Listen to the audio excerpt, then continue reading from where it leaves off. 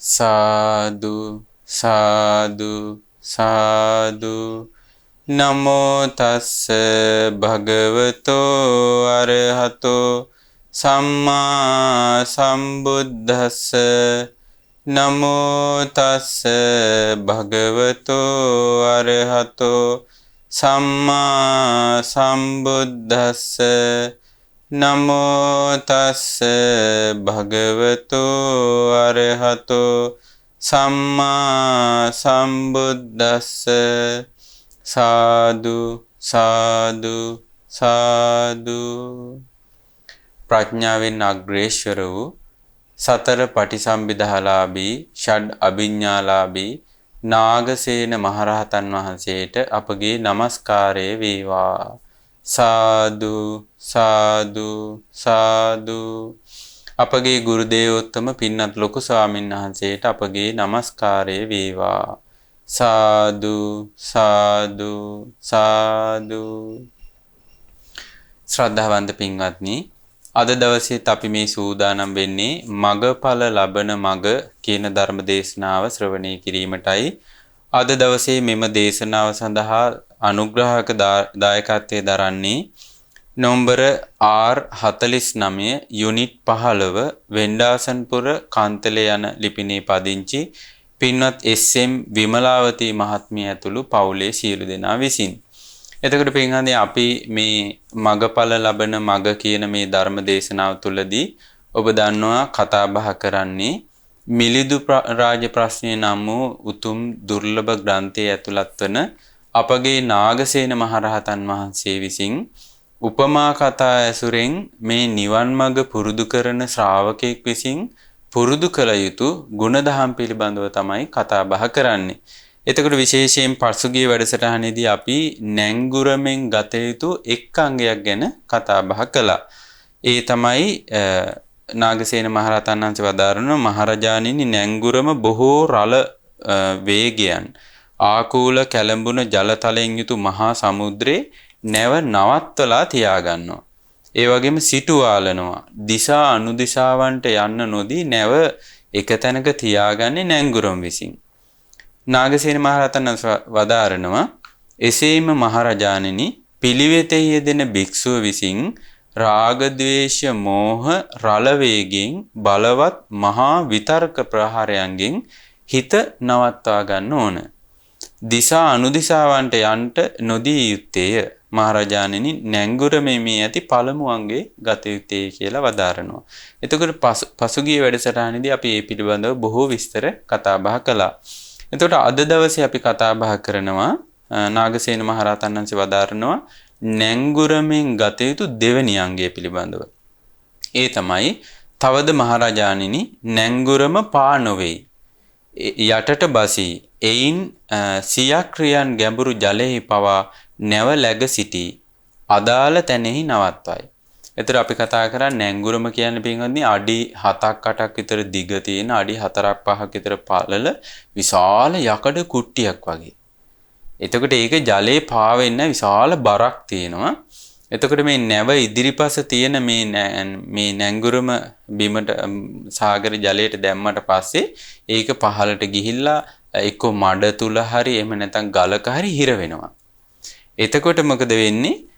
ඒ විදිහට කොයි වෙලාවකවත් නැංගුරම උඩ ජලයේ පාවෙන්නේ නැහැ. එතකොට ඒ විදිහට යටට කිඳා බසින මේ නැංගුරම නිසා මේ ඊටා ගැඹුරු ජලයේ පවා නැව මේ යන්නේ නැති වෙන්න හොඳට තියාගන්න පුළුවන් කියනවා. එසේම මහරජාණෙනි, පිළිවෙතේ යෙදෙන භික්ෂුව විසින් ලාභ සත්කාර වන්දනමානන පුද පූජා ආදී ලාභ කීර්තිහි අගපත්තුවද නොයිල්පිය යුත්තේය. ශරීරයේ යැපෙන පමණකින් සිත පවත්වා ගත යුත්තේය. මහරජාණෙනි, නැංගුරමේ මේ ඇති දෙවෙනි අංගයේ ගත යුත්තේය.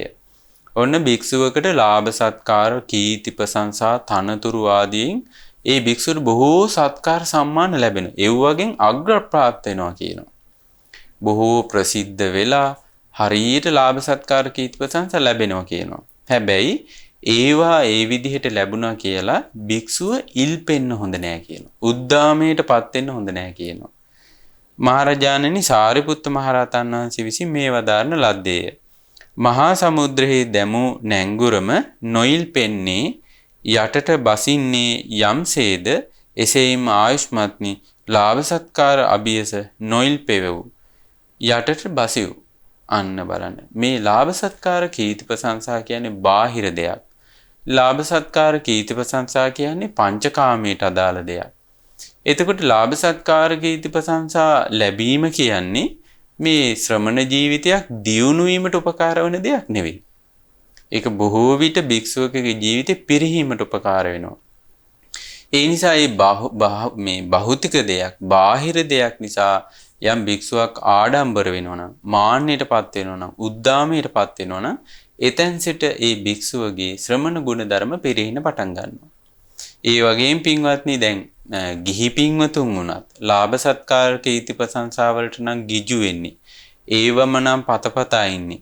ඊළඟට සිල් රකින්නේ, දන් දෙන්නේ, ධර්මයේ හැසිරෙන්නේ ඒව බලාපොරොත්තු වෙන්නම් මේක භික්ෂුන් වහන්සේලාට විතරක් නෙමෙයි පොදු වෙන්නේ ගිහි පින්වතුන්ගේ පිරිහීම පිණිස පවතිනවා. ඒ නිසා අපි පසුගිය වැඩසටහන වලදීත් කතා බහ කළා බුදුරජාණන් වදාරනවා ලාභ සත්කාර කීර්ති ප්‍රශංසා කියන්නේ එක මාවතක්. නිවන් මඟ අනුගමනය කරන කියන්නේ වෙනම මාවතක්. මේ මාවත් දෙක දෙපැත්තකට යනවා. එකම මඟක යන්න බැරි දෙකක් තමයි ලාභ සත්කාර කීර්ති ප්‍රශංසා ලැබීමේ වැඩපිළිවෙලත් නිවන් දකින්න වැඩපිළිවෙලත් එකම මාවතක කවදාවත් යන්නේ නැහැ. ඒක දෙපැත්තට යන දෙකක්.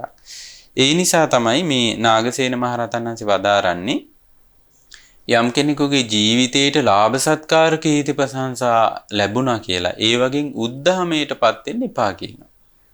ඒ වගේ ඉල්පෙන්න එපා කියනවා. නියම ශ්‍රමණ ගුණ ධර්ම ජීවිතේ පුරුදු කරගනිමින් වාසය කරන්න ඕනේ කියනවා. පින්වත්නි එදා මෙදා තුර මේ ලාභ සත්කාර කීර්ති ප්‍රශංසා වලට යටවීම නිසා මේ නිවන් මඟ අහිමි වෙච්ච ගිහි ශ්‍රාවකයෝ පැවිදි ශ්‍රාවකයෝ ඕන තරම් ඉන්නවා. බුදුරජාණන් මේ හරියට ලස්සනට සාරූපම සූත්‍රයේදී වදාරන ඔන්න ගහක අරටුවක් හොයාගෙන යන කෙනෙක් ඉන්නවා. එතකොට විශාල වෘක්ෂයක් දැකලා ඒ වෘක්ෂේ කොළ ටිකක් කඩාගෙන එයා හිතනවා දැන් මට අරටුව හම්බුණා කියලා. ආන් ඒ වගේ කියන මේ ශාසනයට ඇවිල්ලා ලාභ සත්කාර කීර්ති ප්‍රශංසා ආදීන් පමණක් සතුටු වෙයි ඉන්නවනම් එයා හරියට අරටුව හොයාගෙන ගියපු කෙනෙක් කොළ ටිකක් අරගෙන සෑහීමකටපත් වුණා වගේ කියනවා. මේ ශාසනයේ මහා අරටුවක් තියෙනවා. සාරයක් තියෙනවා. ඒ අරටුවත් සාරයත් එයාට ලබා ගන්න වෙන්නේ නැහැ.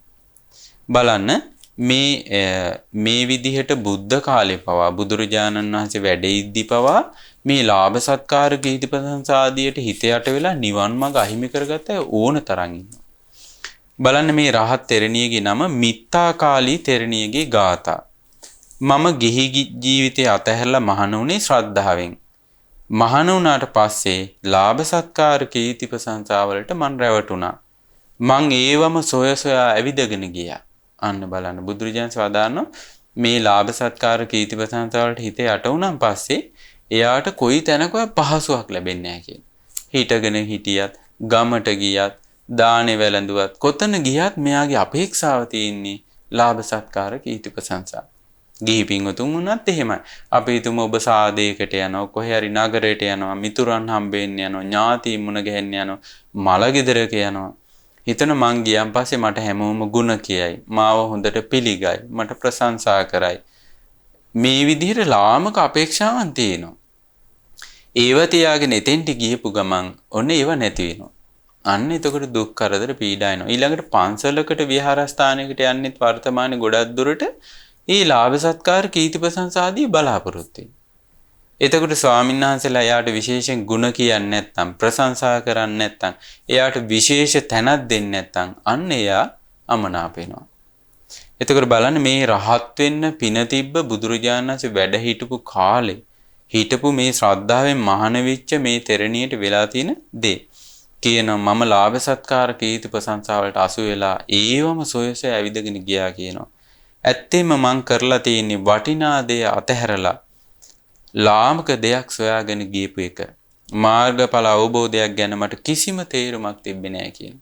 බලන්න මාර්ගඵල අවබෝධ කරන්න ඕනේ කියන ආසාව බලවත් නම් තියුණු කැමැත්තක් තියෙනවා නම් එයා ලාභ සත්කාර කීර්ති ප්‍රශංසා වලට යට වෙන්නේ නැහැ. මං කුටියේ ඉන්නකොට මගේ හිතේ බලවත් සංවේගයක් ඇති වුණා. තණ්හාවට වසඟ වෙච්ච නිසා නේද මම මේ නොමගක බැසගත්තේ. මට ජීවත් වෙන්න තියෙන සුළු කාලයයි. ඊට පස්සේ ජරාවෙන් ලෙඩ රෝග වලින් මාව යටපත් වෙනවා. අන්තිමේදී ජරා ජීර්ණ වෙලා මේ කය බිඳිලා යනවා. මට දැන් ප්‍රමාද වෙන්න කාලයක් නැහැ. අන්න බලන්න ජරා මරණ දුක ගැන සිහි කරනවා නම් මේ ජීවිතයේ යථා ස්වභාවය සිහි කරනවා නම් ලාභ සත්කාර කීර්ති ප්‍රශංසා වලින් ඇති ප්‍රයෝජනේ මොකද්ද? පින්වත්නි යම් දවසක් එනවා අපි සියලු දෙනාම ලෙඩ ඇඳට වැටෙනවා. ඊළඟට ඒ ඇඳේම වැසිකිලි කැසිකිලි කරනවා. අපේ ඇස් පේන්නේ, කන් ඇහෙන්නේ, අන්ත අසරණ තත්ත්වයටපත් වෙනවා. එදාට අපිට සිහි වෙයි අප්පා අපි තරුණ කාලේ අපිට මෙහෙම තමයි ප්‍රශංසා කළේ, මේ වගේ පිළිගැනීමක් තිබ්බා, මේ වගේ තනතුරු තානාන්තර තිබ්බා. ඒ වගේන් ඇති ප්‍රයෝජනේ මොකද්ද? එතකොට ඒවට මුසපත් වෙලා ඒවත් එක්ක ඉඳීම තුල අර ජීවිතයේ අර්ථය සොයාගන්න අවස්ථාව අහිමි වෙලා යනවා. ඒක තමයි එතන තියෙන අවාසිය. දැන් නිවන් මඟ පුරුදු කරන කෙනෙක් වුණත් ලාභ සත්කාර කීර්ති ප්‍රශංසා වලට හිත යටවිච්ච ගමන් මේ ජීවිතයේ යථා ස්වභාවය අවබෝධ කරන්න තියෙන අවධානය නැති වෙලා යනවා. බලන්න මේ රහත් තෙරණිය ඊට පස්සේ කියනවා පංච උපාදානස්කන්ධ සකස් වෙන හැටි නැති වෙන හැටි සැබෑ தත්ත්වය මන් නුවණින් විමසන්න පටන් ගත්තා. ඔන්න දුක ගැන හොඳට සිහි කරන්න පටන් ගත්තා. එතකොට මං කෙලෙස් වලින් නිදහස් වෙලා නිවනටපත් වුණා. බුදු සසුන සම්පූර්ණ කරගත්තා. එතකොට අරහත්ත්වයටපත් වෙන්න පින තිබ්බ මේසා මහත් පුණ්‍යවන්තයින්ට පවා මේ ලාභ සත්කාර කීර්ති ප්‍රශංසා අනුතුරුදායක විදිහට බලපාලා තියෙනවා. ඒ නිසා පින්වත්නි බුදුරජාන් වහන්සේට තියෙන විසරද ඥානයක් තමයි මේ නිවන් මඟට අනතුරුදායක දේවල් මේවා අනතුරුදායක දේවල් කියලා බුදුරජාන්සිට ඒකාන්තකට කියන්න පුළුවන්. එතකොට මේ ලෝකේ කිසිම කෙනෙකුට කියන්න බෑ ඕක අනතුරුදායක නෑ. ඕක පුරුදු කරාට කමක් නැහැ කියලා මේ ලෝකේ කාටවත්ම කියන්න බෑ. බුදුරජාණන් වහන්සේ නොඑක් වර නැවත නැවත දේශනා කොට වදාළ දෙයක් තමයි මේ ලාභ සත්කාර කීර්ති ප්‍රශංසා කියන්නේ නපුරු දෙයක්, දරුණු දෙයක්, අනුත්තර වූ නිවනට අහිතකර විදිහට බලපාන දෙයක්. ඒ වගේ මේ ලාභ සත්කාර කීර්ති ප්‍රශංසා කියන්නේ පරුස දෙයක් කියලා බුදුරජාන්සේ වදාරලා තියෙනවා. ඒ නිසා නිතර නිතර සිහි කරන්න ඕන අපි නම් ලාභ සත්කාර කීර්ති ප්‍රශංසා බැහැර කරනවා. ලැබිලා තියෙන ලාභ සත්කාර කීර්ති ප්‍රශංසා වලට අපේ හිත යට වෙන්න දෙන්නේ නැහැ කියලා නිතර නිතර හිතන්න කියනවා. බලන්න බුදුරජාණන් වහන්සේ වැඩ හිටපු කාලේ හරි අවාසනාවන්ත විදිහට ජීවිතේ විනාශ කරගත්ත භික්ෂුවක් තමයි දේවදත්ත කියන්නේ. දේවදත්තගේ ජීවිතේ සම්පූර්ණයෙන්ම විනාශ වුණේ ලාභ සත්කාර කීර්ති ප්‍රශංසා නිසා. බුදුරජාණන් වදාරනවා මහණෙනි දේවදත්තයාට තමාගේ විනාශයේ පිණිස ලාභ සත්කාර කීර්ති ප්‍රශංසා පිරිවර ලැබුණේ. එතකොට අපි දන්නවා දේවදත්ත අජාසත් රජතුමා හිතවත් කර ගැනීම තුල මෙයාට ගොඩාක් ලාභ සත්කාර කීර්ති ප්‍රශංසා වැඩෙන්න පටන් ගත්තා. පිරිවර සම්පත් වැඩෙන්න පටන් ගත්තා. බුදුරජාණන් වදානවා ඒක ඒ දේවදත්තගේ විනාශයේ පිණිස හේතුණා කියලා. මහණෙනි දේවදත්තයාගේ පිරීම පිණිස ලාභ සත්කාර කීර්ති ප්‍රශංසාදී ලැබුණේ කියනවා. මහණෙනි ඒක මේ වගේ බුදුරජාණන් හරි ලස්සන උපමා වගේක් දේශනා කරනවා. කෙසෙල් ගස ඵල ලබා දෙන්නේ තමාගේ විනාශයේ පිණිසයි. අපි දන්නවා කෙසෙල් ගහක් පීදෙනවා කියලා ඊළඟට කැනක් වැටෙනවා කියන්නේ අපි දන්න මේ කෙසෙල් ගහ එතනින් එහාට ඒ ගහේ ආයුෂ ඉවර වෙනවා. බුදුරජාණන් වදාන්නා ඒ විදිහට කෙසෙල් ගස පීදෙන්නේ තමාගේ පිරිහීම පිණිසයි. ආන් ඒ වගේ දේවදත්තයාට තමාගේ විනාශයේ පිණිස ලාභ සත්කාර කීර්ති ප්‍රශංසා පිරිවර ලැබුණේ. මහණෙනි දේවදත්තයාගේ පිරිහීම පිණිස ලාභ සත්කාර කීර්ති ප්‍රශංසා ආදී ලැබුණ කියනවා. බුදුරජාණන් වදාන්න මහණෙනි ඒක මේ වගේ දෙයක්. තවත් උපමාවක් වදාරනවා. උණගස ඵල ලබා දෙන්නේ තමාගේ විනාශයේ පිණිසයි. තමාගේ පිරිහීම පිණිසයි. එහෙන් මහණෙනි දේවදත්තයාට තමාගේ විනාශයේ පිණිස ලාභ සත්කාර කීර්ති ප්‍රශංසා පිරිවර ලැබුණේ. මහණෙනි දේවදත්තයාගේ පිරිහීම පිණිස ලාභ සත්කාර කීර්ති ප්‍රශංසා ආදී ලැබුණේ කියලා බුදුරජාණන් වදාරනවා. ඊළඟට බුදුරජාණන් වදාරනවා මහණෙනි ඒක මේ වගේ දෙයක්. බටගස ඵල ලබා දෙන්නේ තමාගේ විනාශයේ පිණිසයි. තමාගේ පිරිහීම පිණිසයි. ආන් ඒ වගේම දේවදත්තයාට තමාගේ විනාශය පිණිස ලාභ සත්කාර හා කීර්ති ප්‍රශංසා හා පිරිවර ලැබුණේ කියලා බුදුරජාණන් වදාළා. තවත් උපමාවක් අදානවා. මහණෙනි ඒක මේ වගේ දෙයක්.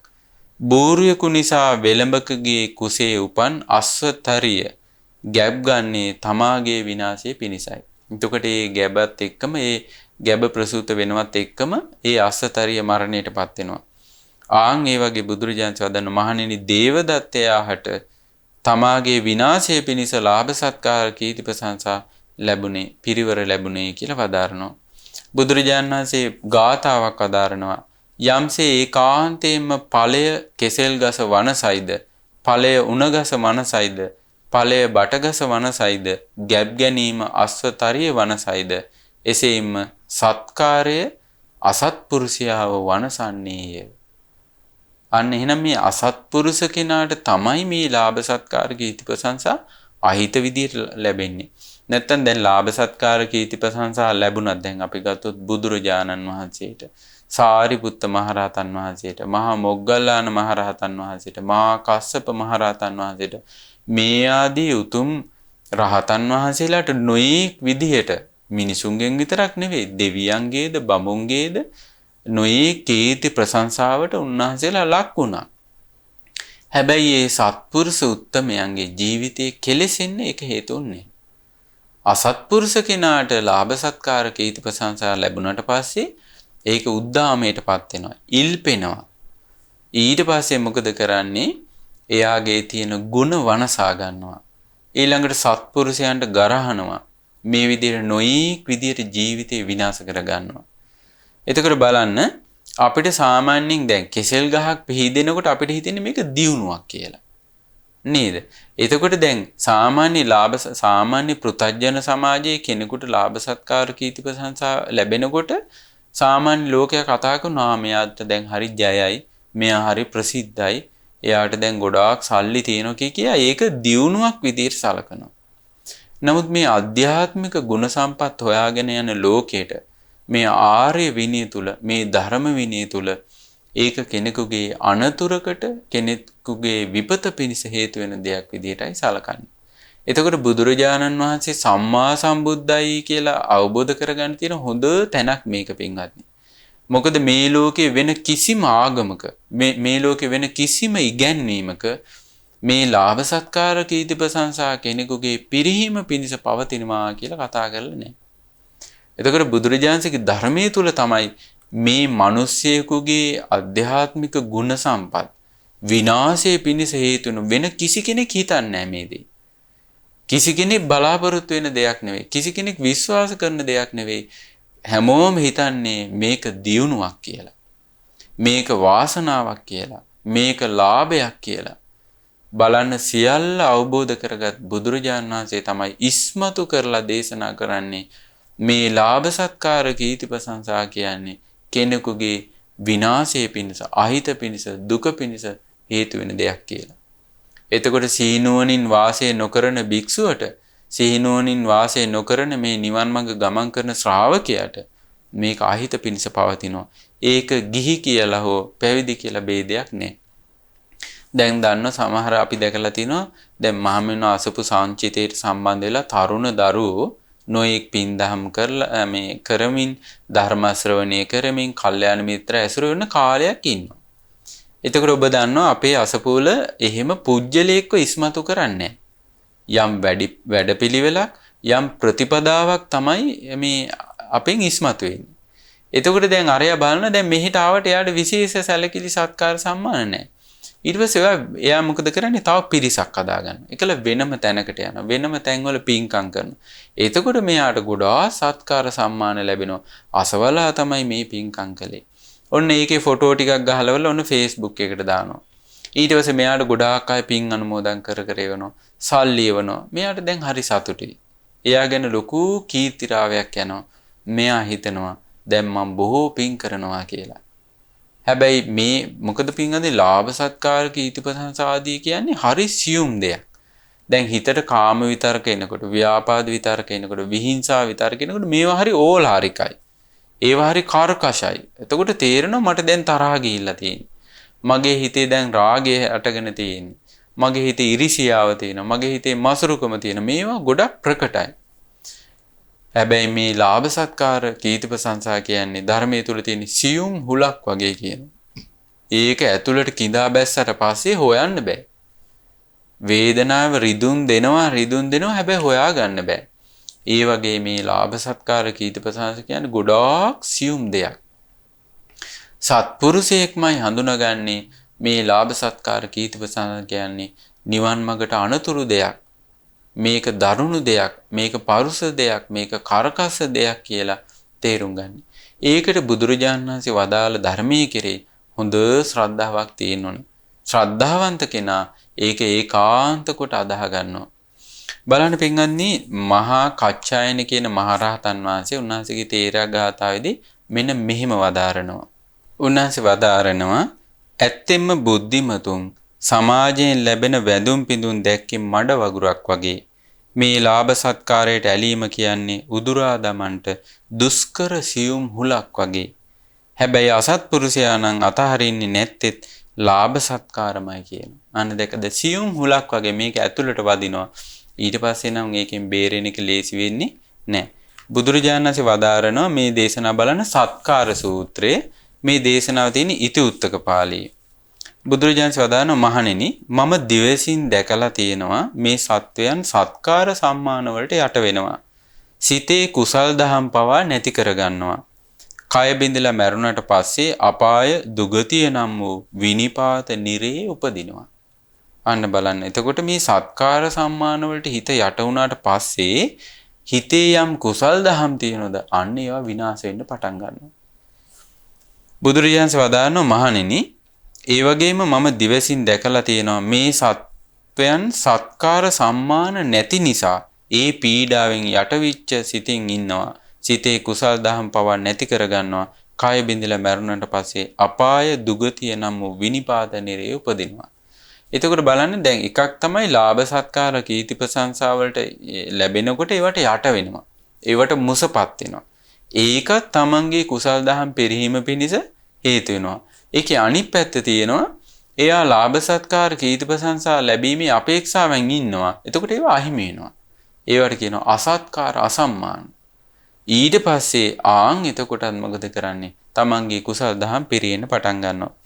මහණෙනි, ඒ වගේ මම දිවසින් දැකලා තියෙනවා මේ සත්වයන් සත්කාර සම්මානත් අසත්කාර අසම්මානත් කියන මේ දෙකම නිසා ඒවායෙන් යටවිච්ච සිතින් ඉන්නවා. ඒකෙන් සිතේ කුසල් දහම් පවා නැති කරගන්නවා. කය බිඳලා මැරුණට පස්සේ අපාය දුගතිය නම් වූ විනිපාත නිරේ උපදිනවා. අන්න බලන්න.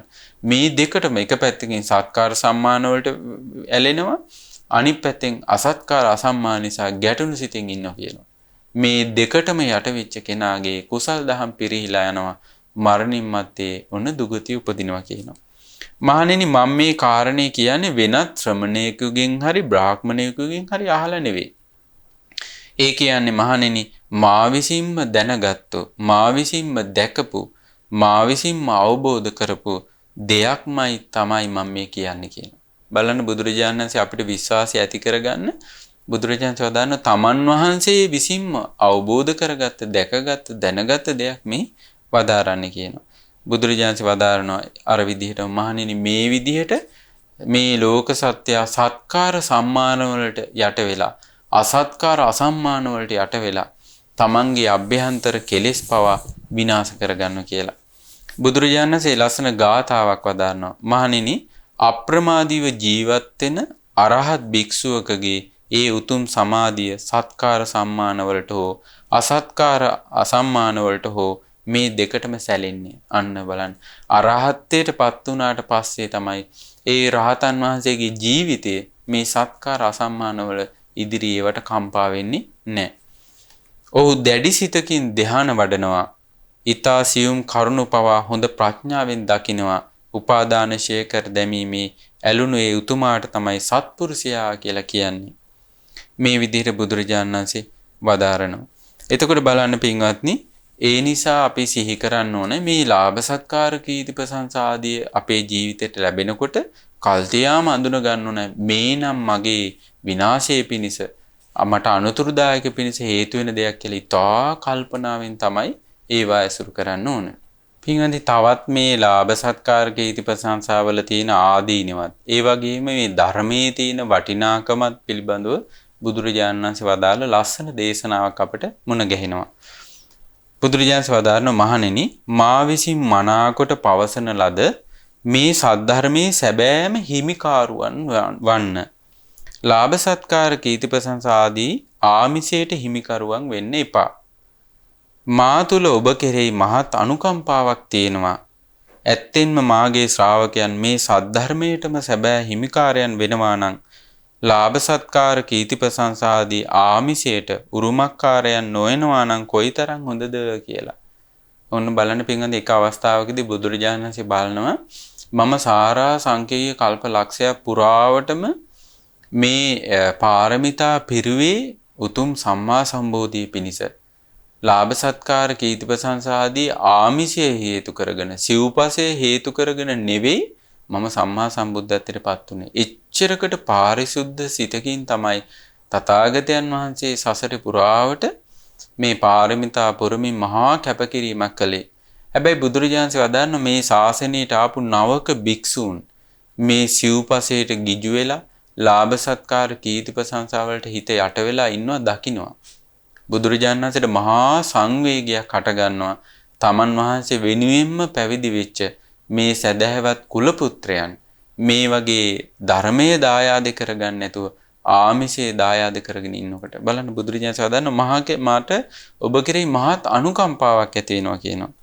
බුදුරජාණන් වදාරන මහණෙනි ඔබ උරුම කරගන්නේ ලාභ සත්කාර කීර්ති ප්‍රශංසා ආදී ආමිෂේ නම් ඔබ සද්ධර්මයේ සැබෑ උරුමකාරයන් වෙන්නේ නැත්තම් ඒ තුලින්මයි ඔබ නින්දාවටපත් වෙන්නේ. එනම් ශාස්ත්‍රඥ වහන්සේගේ ශ්‍රාවකයෝ ඉන්නේ ලාභ සත්කාර කීර්ති ප්‍රශංසා ආදී ආමිෂය උරුම කරගෙනයි ඒ උදවියට සද්ධර්මයේ උරුමකාරකමක් නැහැ කියලා. එතකොට බලන්න පින්වත්නි යම් කෙනෙක් ලාභ සත්කාර කීර්ති ප්‍රශංසා උරුම කරගත්තොත් එයාට සද්ධර්මයේ උරුම වෙන්නේ නැහැ. දැන් කෙනෙකුට කියන්න බෑ මම මේ සද්ධර්මයක් උරුම කරගෙන ලාභ සත්කාර කීර්ති ප්‍රශංසාත් ගොඩ ගහගෙන ඉන්නවා කියලා කාන්ත දෙකක්. දැන් රහතන් වහන්සේලා ගැන කියන රහතන් වහන්සේලා කවදාවත් නොයෙක් දේවල් රැස් කරන්නේ නැහැ කියනවා. ඒක සිදු වෙන්නේ නැති දෙයක්. රැස් කිරීම රහතන් වහන්සේලා තුල නැහැ කියනවා.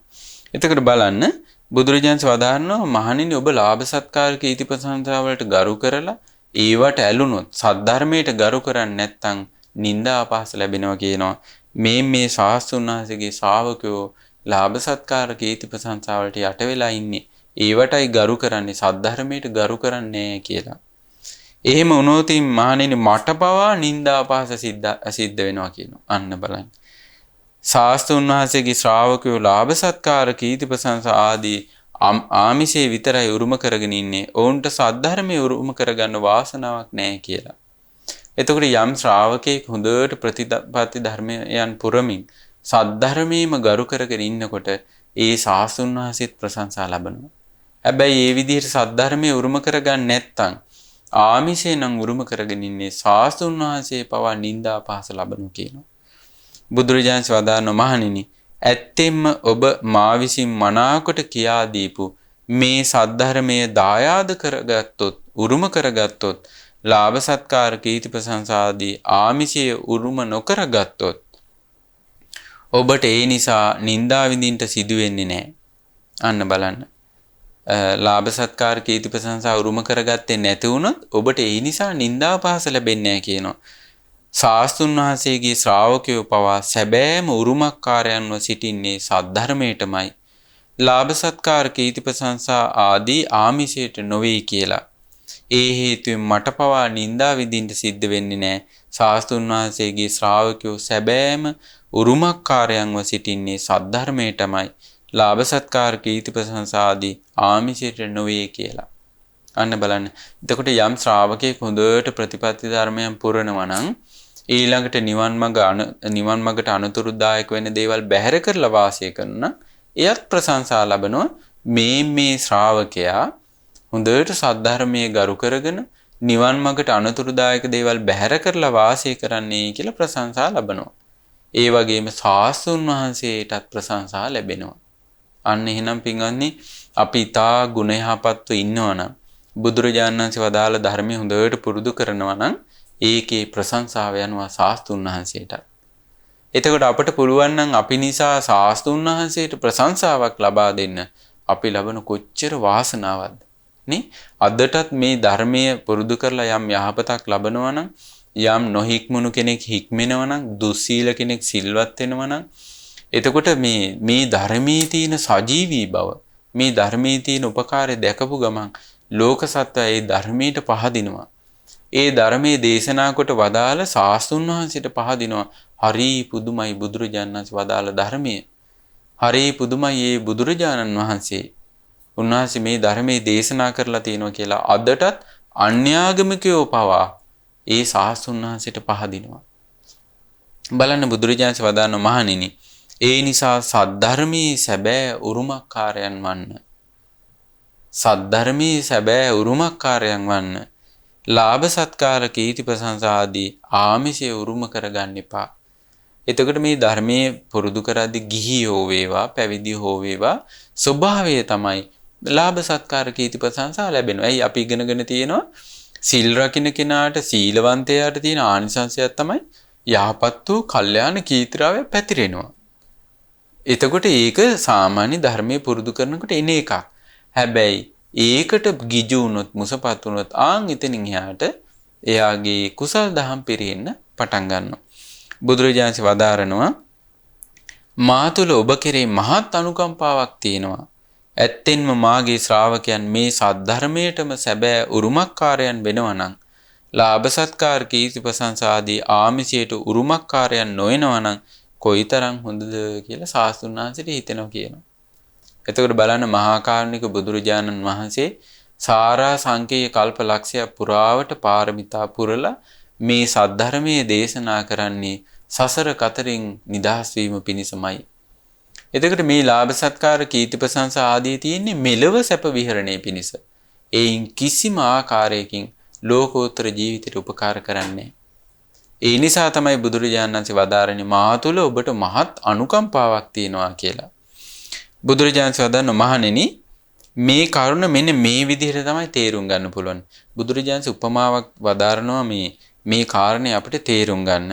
බුදුරජාණන් වදාරනවා මම දන් වළඳලා අවසන් වුණ වෙලාවක මං ඇති වෙනතුරු හොඳට වළඳලා වැළඳීම අවසන් කරලා වැළඳීම සම්පූර්ණ කරලා බඩගිනි රහිතව සම්පූර්ණයෙන්ම සුවපත් වෙලා ඉන්න වෙලාවක් තියෙනවා කියලා හිතන්න කියනවා. අන්න ශාස්ත්‍රුන් වහන්සේ හොඳට දානි වළඳලා අවසන් කරලා තියෙන්නේ. මගේ පිණ්ඩපාතයෙන් කොටසක් අහක ධම්මන්න ඉතිරි වෙලා තියෙනවා කියලා හිතන්න. ඒ වෙලාවේ භික්ෂූන් දෙනමක් මං සමීපයට එනවා. ඔන්න දැන් අපි හිතමු දවල් 11:00ට විතර ඔන්න ස්වාමීන් දෙන්නෙක් වඩිනවා. එතකොට ශාස්ත්‍රුන් වහන්සේ දානි වළඳලා ඉතිරි වෙච්ච දානි ටිකක් තියෙනවා. ඒ දෙන්නම කුසගින්නෙන් පීඩාවටපත් වෙලා දුර්වල වෙලා ඉන්නේ. ඔන්න දැන් එදා දවසේ ආහාරයක් ලැබිලා නැහැ. ඉතින් මම මේ භික්ෂුන්ට මෙහෙම කියනවා මහණෙනි මං ඇති වෙනතුරු දානි වළඳලා ඉන්නේ. වැළඳීම අවසන් කරලා වැළඳීම සම්පූර්ණ කරලා බඩගිනි රහිත වෙලා සම්පූර්ණයෙන්ම සුවපත් වෙලා ඉන්නේ. මගේ පිණ්ඩපාතයෙන් කොටසක් අහක දමන්න ඉතිරි වෙලා තියෙනවා. ඉතින් ඔබ කැමති නම් වළඳන්න. ඉතින් ඔබ වළඳන්නේ නැත්නම් මේක තනකොළ රහිත බිමක දාන්න. එහෙම නැත්නම් පණුවන් රහිත වතුරක පා කරලා යවන්න කියලා බුදුරජාණන් වදාළා. එතකොට අපිට පේනවා එහෙනම් දැන් ශාස්ත්‍රුන් වහන්සේ වළඳලත් ඉවරනා. මේක නිකන් විසි කරනවට වඩා අපි බඩගින්න ඉන්නේ. දැන් ඒ ආහාරය ගැනීමට සියලු කරුණු දැන් සාධාරණව තියෙනවා. බුදුරජාණන් වදාළා මහණෙනි එතකොට මේ භික්ෂුන්ගෙන් එක භික්ෂුවකට මෙහෙම හිතෙන්න පුළුවනි. භාග්‍යතුන් වහන්සේත් ඇතිතරම් වළඳලා වැඩ ඉන්නේ. වැළඳීම අවසන් කරලා වැළඳීම සම්පූර්ණ කරලා බඩගිනි රහිත වෙලා සම්පූර්ණයෙන් සුවපත් වෙලා ඉන්නේ. භාග්‍යතුන් වහන්සේගේ පිණ්ඩපාතෙන් කොටසක් අහක දමන්න ඉතිරි වෙලා තියෙනවා. ඉතින් අපි වළඳන්නේ නැත්තම් දැන් භාග්‍යතුන් වහන්සේ දානේ ටික තනකොළ නැති බිමකට දමාවි. එහෙම නැත්තම් පණුවන් නැති වතුරක පා කරලා යාවි. නමුත් භාග්‍යතුන් වහන්සේ අපට මේ විදිහටයි වදාරලා තියෙන්නේ. මහණෙනි ඇත්තෙන්ම මගේ ශ්‍රාවකයන් විසින් මා විසින් මනාකොට කියා දීපු මේ සද්ධර්මයටම සැබෑ උරුමකාරයන් වෙනවා නම් ලාභ සත්කාර කීර්ති ප්‍රශංසා ආදී ආමිෂයට උරුමකාරයන් නොවෙනවා නම් කොයිතරම් හොඳද කියලා තමයි වදාරලා තියෙන්නේ. ඉතින් මේ පිණ්ඩපාතය කියලා කියන්නේත් එක්තරා ආමිෂයක්. ඒ නිසා මේ දානෙ ටික වළඳන්නේ නැතිව කුසගින්නෙන් ඇතිවිච්ච දුර්වලතාවය ඉවසගෙන මම මේ රෑ දවල් දෙක ගෙවන එක තමයි හොඳ. එහෙම හිතලා ඒ භික්ෂුව ඒ දානෙ ටික වළඳන්නේ නැතිව කුසගින්නෙන් ඇතිවිච්ච දුර්වලකමින්ම ඒ රෑ දවල් දෙක ගෙවලා දානවා කියන. බලන්න බුදුරජාණන් වහන්සේ මේ උපමාවක් වදාරන්නේ. මේකේ අපි අර්ථය තේරුම් ගන්න ඕනේ. බුදුරජාණන් වදානවා ඒ වගේම දැන් දෙවෙනි භික්ෂුවක් ඉන්න. එක භික්ෂුවක් කල්පනා කරනවා මම මේක ආමිෂයේ දායාද කරගන්න නැතුව මම ධර්ම විනයම පුරුදු කරමින් මේ රෑ දවල් දෙකේ කුසගින්නේම ධර්මයේ පුරුදු කරමින් වාසය කරනවා කියලා හිතනවා. අනිත් භික්ෂුව හිතනවා දැන් භාග්‍යතුන් වහන්සේත් හොඳට දානේ වළඳලා අවසන් කරලා තියෙන්නේ. ඒ වගේම ඉතිරි වෙච්ච පිණ්ඩපාත ටිකකුත් තියෙනවා. දැන් මම මේක වැළඳුවේ නැත්තම් මේක එක්කෝ තනකොළ නැති බිමකට දානවා නැත්තම් පණුවන් නැති වතුරක පා කරලා යවනවා. ඒ නිසා මම මේ බඩගින්නෙන් ඇතිවෙච්ච දුර්වලකම මගහැරව ගන්න මේ දාන ටික වළඳන්න ඕනේ. මේ බඩගින්නෙන් ඇතිවෙච්ච දුර්වලකම නැති කරගෙන රෑ දවල් දෙක ගෙවා දමන්න ඕනේ කියලා මේ භික්ෂුව කල්පනා කරනවා කියනවා. මහණෙනි දාන ටික වළඳලා බඩගින්නෙන් ඇතිවෙච්ච දුර්වලකම මැඩගෙන ඒ රෑ දවල් ගෙවා දැමු භික්ෂුවට වඩා මම ප්‍රශංසා කරන්නේ අර කලින් භික්ෂුවටයි. එතකොට අර දෙවෙනි භික්ෂුවටත් ගරහන්නේ නැහැ. ඒ භික්ෂුවගේ පැත්තෙන් ඒක සාධාරණයි. හැබැයි බුදුරජාණන්සේ වඩාත්ම ප්‍රශංසා කළේ එතනින් අර ආමිෂයේ දායාද නොකරගෙන ධර්ම විනය පුරුදු කරපු භික්ෂුවට. බුදුරජාණන්සේ වදානවා එයා තමයි වඩාත් පිදිය යුතු කෙනා. වඩාත් ප්‍රශංසා ලැබිය යුතු කෙනා. ඇයි මම එහෙම කියන්නේ? මහණෙනි ආසාවෙන් අඩුවෙන් ලද දෙයින් සතුටු වෙමින් කෙලෙස් ඉවත් කරමින් පහසුවෙන් යැපීමටත් වීරිය දියුණු කර ගැනීමටත් ඒ භික්ෂුවට සෑහෙන කාලයකට ඒක ගොඩාක් උපකාර වෙනවා කියලා කියනවා. එතකොට බලන්න මේ ලාභ සත්කාර කීර්ති ප්‍රශංසා ආදී බැහැර කරාට පස්සේ පින්වත්නි ඒ තුල ලැබෙන විවේකයක් තියෙනවා. ඒ තුල ලැබෙන මානසික සහනයක් තියෙනවා. ආන් ඒක ඒ භික්ෂුවට අර උත්තරීතර මනුස්ස ගුණධර්ම දියුණු කරගන්න උපකාරයක් වෙනවා. උත්තරීතර මනුස්ස දියුණු කරගන්න අවස්ථාවක් වෙනවා. ඒකයි බුදුරජාණන් වදාරන්නේ දැන් ලාභ සත්කාර කීර්ති ප්‍රශංසා ලැබීම අපිට සාධාරණීකරණය කරන්න ඕන තරම් අවස්ථා තියෙනවා.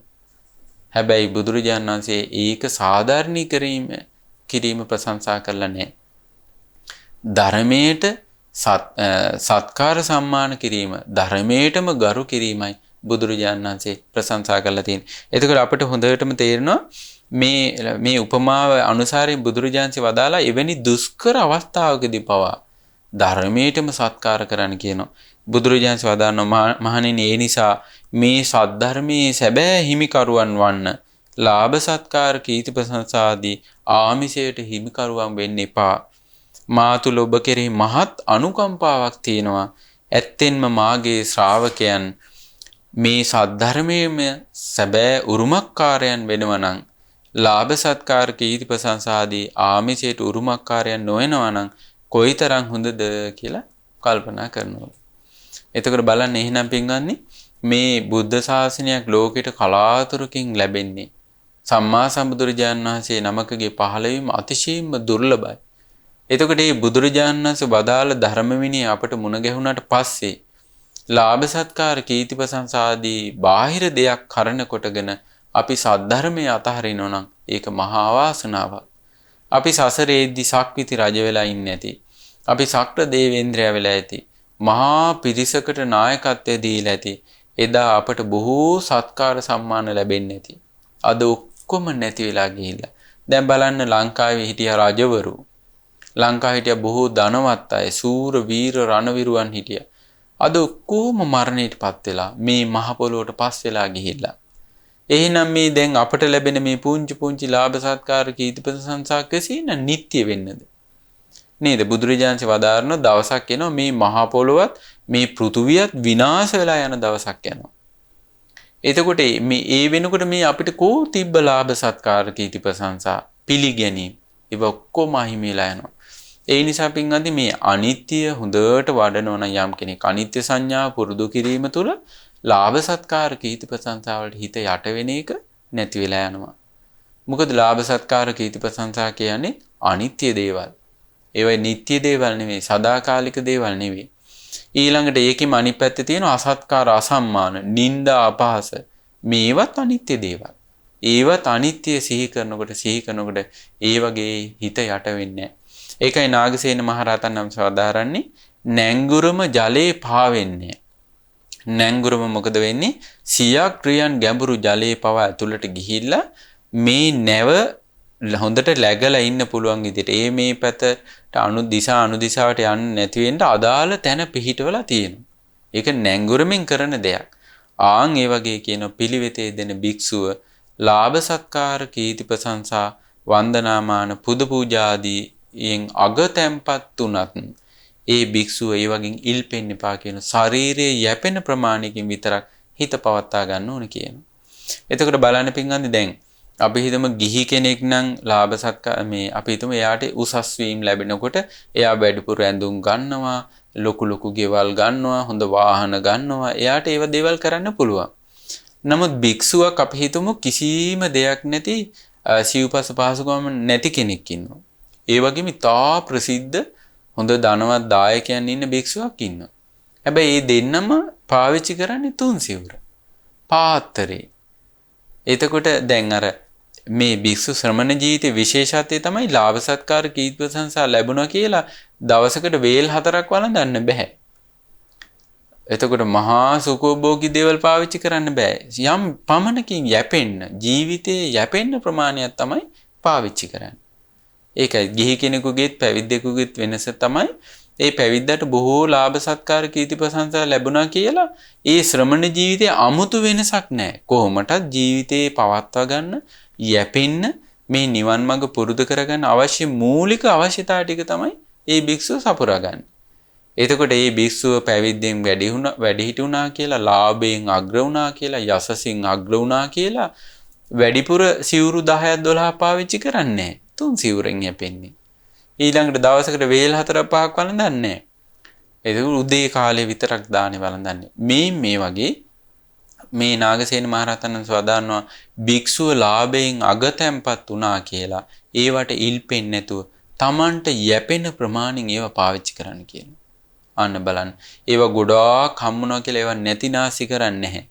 Tamanට ලැබෙන ප්‍රමාණකින් යැපෙනවා. ආන්ගේ භික්ෂුවගේ ශ්‍රමණ ජීවිතය හරි සුන්දරයි. එතකොට බලන්න පින්වත්නි මේ මිලිඳු රාජ ප්‍රශ්නේ නම් වූ මේ උතුම් ග්‍රන්ථය තුල නාගසේන මහරහතන් වහන්සේ මේ විදිහට නොයෙක් ආකාරයෙන් මේ ශ්‍රමණ ජීවිතේ සුන්දර කර ගැනීමට එහෙම නැත්නම් නිවන් මඟ පුරුදු කරන ශ්‍රාවකයෙකුට උපකාර පිණිස පවතින මේ ආදී නොයෙක් ගුණ සම්පත් ගැන දේශනා කරලා තියෙනවා. මේවා ශ්‍රවණය කරන ගිහි පින්වතුනුත් විශේෂයෙන්ම පහදින්න ඕනේ. අපි සංඝං සරණං ගච්ඡාමි කියලා සරණ ගියපු ශ්‍රාවක සංඝයා මේසා මහත් උතුම් ගුණධර්ම පුරුදු කරන පිරිසක් කියලා හිත පහදවා ගන්න ඕනේ. එතකොට රහතන් වහන්සේලා කියන්නේ මේ සියලු ගුණ සම්පත් සම්පූර්ණත්වයට පරිපූර්ණත්වයට පත් කරගත් උත්තමයන් වහන්සේලා කියලා හිත පහදවා ගන්න ඕනේ. ඒ වගේ මේ කාරණා යම් කාරණා තියෙන ඒවා ඔබටත් ගිහි පින්වතුන් විදිහට පුරුදු කරගන්න පුළුවන්. එතකොට මේ පුරුදු කරගන්න පුළුවන් මොකද දැන් ලාභ සත්කාර කීර්ති ප්‍රශංසා වලට හිත යට වෙන්නේ භික්ෂුවක් විතරක් නෙවෙයි. ගිහි පින්වතුන්ටත් හිත යට වෙනවා. ඊළඟට ලාභ සත්කාර කීර්ති ප්‍රශංසා අනතුරුදායක විදියට බලපාන්නේ භික්ෂුවකට විතරක් නෙවෙයි. ගිහි පින්වතුන්ටත් නිවන් මඟ පුරුදු කරද්දී ලාභ සත්කාර කීර්ති ප්‍රශංසා වලට හිත යට වුණොත් එහෙම ඒක අනතුරුදායක විදියට පේනවා. අපි දැකලා තියෙන ඔය අපේ අසපු වලට සම්බන්ධ ඉතාම හිතවත් කටයුතු කරපු අය පවා මේ ලාභ සත්කාර කීර්ති ප්‍රශංසා නිසා සම්පූර්ණ කල්යාණ මිත්‍ර ඇසුරෙන් වෙන් වෙලා තනියම ඊළඟට සත්පුරුෂයන්ට ගරහා ඉන්නවා. එයා දන්නේ මගේ මේ ලාභ සත්කාර කීර්ති ප්‍රශංසා වලට හිත යට වුණ නිසායි මේ සියලු අයහපත මට සිද්ධ වුණේ කියලා. එයාට හිතෙන්නේ මට අසාධාරණයක් වුණා, මට අවඥාවක් වුණා, මට අවැඩක් වුණා කියලා තමයි සිහි කරන්නේ.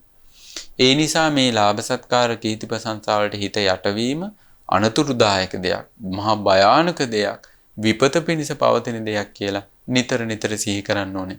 හරියට නැංගුරමක් නැත්තම් මේ ඒ නැව කිසිම පාලනයක් නැහැ. ඔහි හැම තැනම යනවා.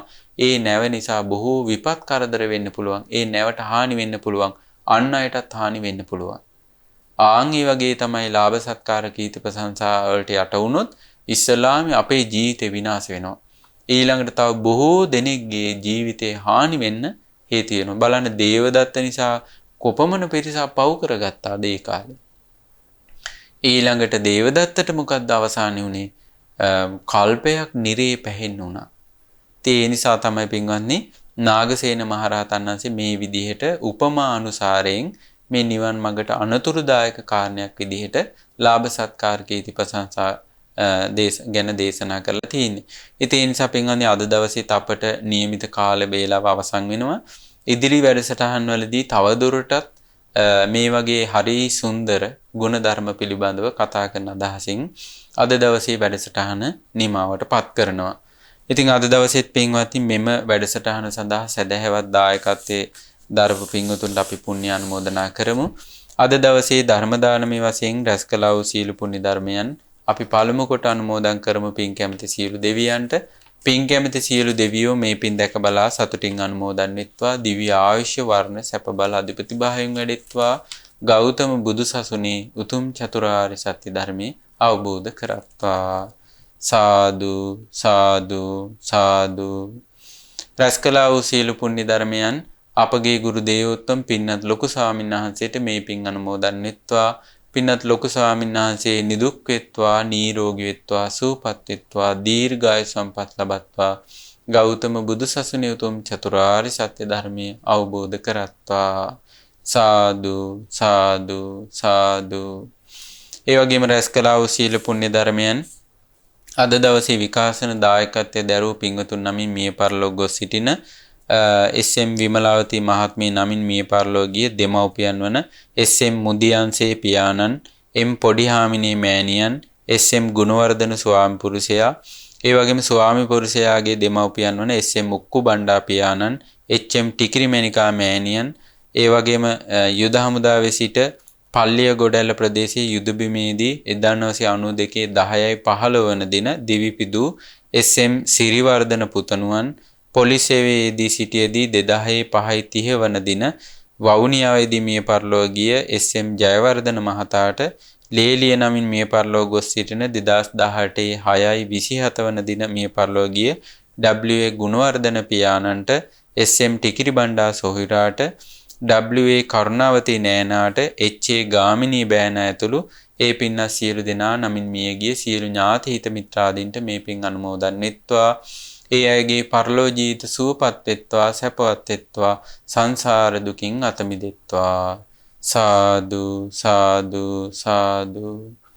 ඒ වගේම රැස් කළා වූ සියලු පුණ්‍ය ධර්මයන් අද දවසේ විකාශන දායකත්වයේ දරන ඒ කාන්තලේ වෙන්ඩා සම්පුර පදිංචි එස්.එම්. විමලාවතී මෑණියන්ටත් සුජීවත්ව සිටින අබේ ගුණවර්ධන පුතණුවන්ට එස්.එම්. හේරත් මැණිකේ දියණියට W.A. ඉනෝකා සුදර්ශනී ලේලියට H.A. Nadeesha Kumari, H.A. Prasanna Pradeep, I.R.G. Sampath Kumara, SM. Thushara Prabhath, SM. Kavisha Amandi, SM. Imesh Randika, I.R.G. Senudu Niyansa යන මොනුපුරු මිනිපිරියන් ඇතුළේ ඒ පවුලේ සියලු දෙනාට මේ පින් අනුමෝදන් වෙත්වා.